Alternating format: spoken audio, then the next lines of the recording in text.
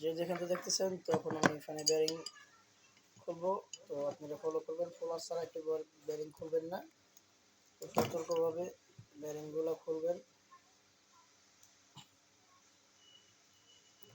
এই যে আমি বেয়ারিং খুলতেছি, খুব সতর্কভাবে বেয়ারিং খুলবেন, কয়েলে কোনো ক্ষতি না হয়।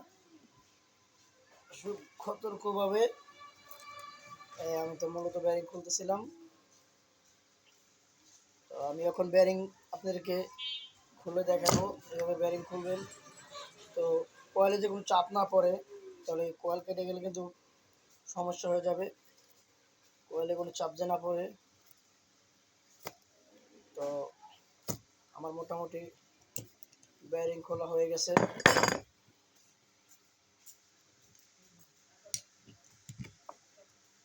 তো দেখছেন আপনারা, আমি বেয়ারিং খুলে ফেলেছি। মূলত এই কাজগুলো খুব সতর্কভাবে করবেন।